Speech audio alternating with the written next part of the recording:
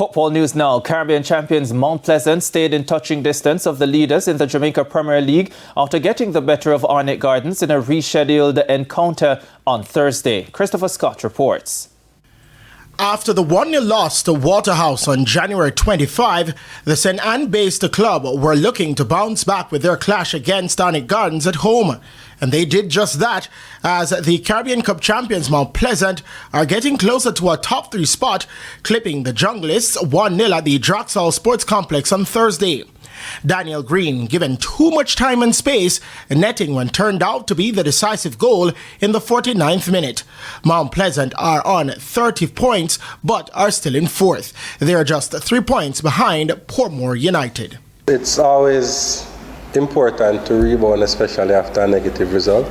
The beauty is that we have a very short turnaround time, so we didn't have enough time to really sit down and wallow in at the feet. It was more important about getting the points, getting the results. I think we have made some tactical decisions, and in the first half it really looked good. Second half we came out, and I think we came out a little bit flat.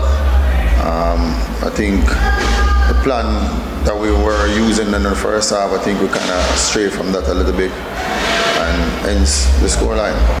Meanwhile, in the other game, Dumbarton are now up to 7th in the standings following their 1-0 victory over defending champions Cavalier at the Dumbarton Sports Complex. Shakeen Powell netted for the St. Catherine-based club in the 56th minute.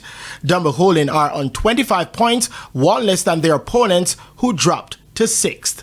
Christopher Scott, TVJ Sports.